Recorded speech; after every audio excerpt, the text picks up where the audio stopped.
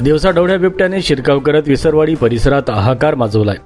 आज दुपारी सुमारे 1:30 ते 2 वाजेच्या दरम्यान बालआमराई शिवारातील ऊसाच्या शेतात लपून बसलेल्या बिबट्याने बकरीवर झडप घालून तिला फरफटत ऊसात नेले आणि तिचा फडशा पाडला।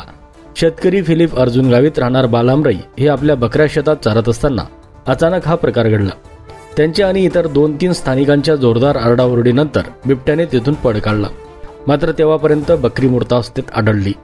सदर घटना घडलेले शिवार हे अत्यंत वर्दळीचे असून याच रस्त्यावरून अनेक शालेय विद्यार्थी, शेतकरी, महिला व वयोवृद्ध दररोज ये-जा करतात।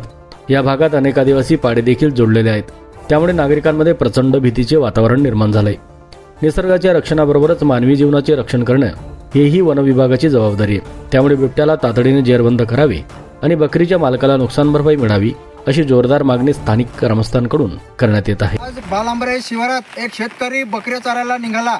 दुपारी 2 वाजता बिबट्याने बकरीवर हल्ला केला, तर बकरी मरून गेली आणि ऊसाच्या शेतात ओढून बिबट्या घेऊन जात होता।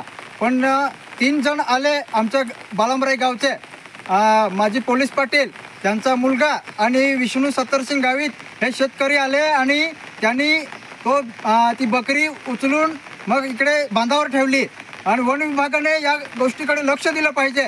बऱ्याच दिवसापासून बिबट्याचा इथे वावर आहे, तर या गोष्टीला अशी मागणी आहे की पिंजऱ्यात ठेवून बिबट्या जरबंद झाला पाहिजे आणि योग्य ती कार्यवाही झाली पाहिजे अशी आम्ही मागणी करतो। कारण बरेचदा आज शेतकऱ्यांचं शेतात काम चालू असतात आणि शेतकरी शेतात कामात मग्न असतात आणि जर असे काही हमला झाला तर एखाद्या वेळेस जीवितहानी झाली तर त्याला कोण जबाबदारी? आज बकरीवर हल्ला केला, उद्या व्यक्तीवर, माणसावर हल्ला झाला तर कोण लक्ष देणार? त्यासाठी वन विभागाने योग्य ती कार्यवाही केली पाहिजे अशी आणि बिबट्या जरबंद झाला पाहिजे अशी आम्ही मागणी करतो।